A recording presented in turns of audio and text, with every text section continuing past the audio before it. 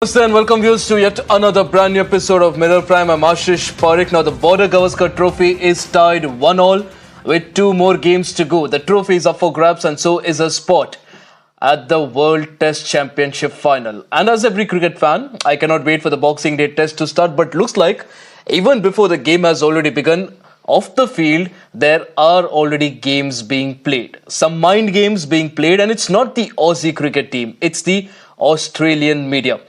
Whenever the Australian cricket team feels the heat, you can always count on the Australian media to step in and deflect. During every major tour, the Aussie media becomes the unofficial 13th man, working overtime to shore up their crumbling narrative, to villainize touring players and the teams. They thrive on drama, controversy, and the kind of stories that put the spotlight elsewhere and never really where it should be. During this tour as well, there's been a whirlwind of media-generated tension, exaggeration, and also selective focus. From Virat Kohli to Ravindra Jadeja, the Aussie media have now cooked up their new villains for this particular tour. There's no story, no real reason to pick a fight, but the Australian media, desperate for any excuse to keep the headlines rolling, has now made a mountain of a molehill. We'll discuss this in detail, what exactly happened, and of course the instances on this particular tour. But viewers, to be honest, this is a selective pattern. In fact, this is a pattern that's not new. From targeting Harbhajan during the Monkey Gate scandal to calling Virat Kohli a spoilt brat and a bully. It's been the same playbook being deployed by the Aussie media for many years now. Whether it's inflating trivial issues, racially motivated jabs, or even fabricating controversies, when the Aussies falter, when the cracks start to show, their media steps in to cover up. But this strategy, as old as it is now wearing thin. The world is watching, the game's watching, and the Aussie media again is not a neutral observer. They're not reporting the game, they're trying to shape the narrative. And in doing so, they also seem to be missing the point. This is cricket, not politics. Let the players play and let the media report the fact and not the fiction. Joining us today, Ankankar, who's a sports journalist, who's of course based in Australia, who's been first-hand witness to many of these so-called controversies that the Aussie media now continues to report. Shortly, we'll also be joined by Chandresh Narayanan. And also joining us right now is Joseph Hoover, who is a cricket writer. In fact, let's start with Joseph now. Joseph, it's now reached a point where you start almost sympathizing for the headline-hunting Australian media.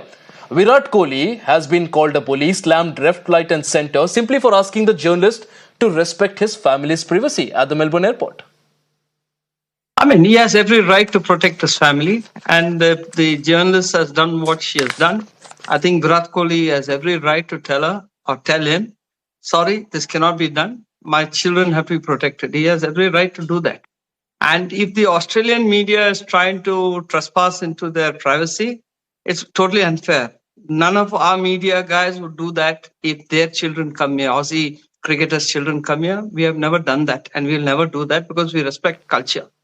So that is unfortunate. If the Australians are trying to play the mind game and try to wear down our cricketers, that is not going to happen. It happened in the past, but these set of cricketers are very, very strong. Now, Joseph, sorry to interrupt so early on, but the whole problem here, I think, even the Australian media seems to be missing the point. The problem is this was between two individuals. Now, Virat was there with his family. The reporter, the journalist was doing her job. She recorded the video. She was trying to shoot the children of Virat Kohli as well.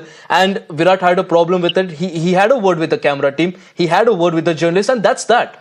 But the problem here is now the Aussie media selectively focusing on Virat Kohli, calling him a bully, and also calling out his behavior, which if you look at the footage, there's no confrontation at all. It's just two individuals having a conversation. I mean, yeah, I've seen the visuals and I found nothing wrong in that. He just goes across and tells her that, please do not shoot my children's image. So there's nothing wrong. There's nothing, no aggression is shown.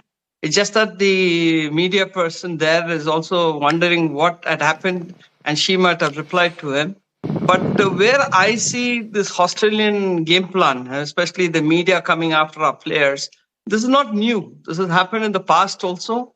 But, if we should realize that if they are tickling Virat Kohli, he's going to come back with a strong answer. And Melbourne is a good venue to show what he's capable of doing that.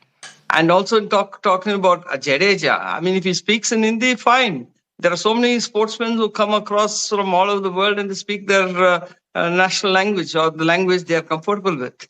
If somebody is not happy with that, they should get a translator. But here again, what I think is for better relationship off the field or on the field, the BCCI also should consider what the media requires. They should have these constraints of saying, okay, this is what this many questions. They have a media manager No, now. Joseph, The I media think manager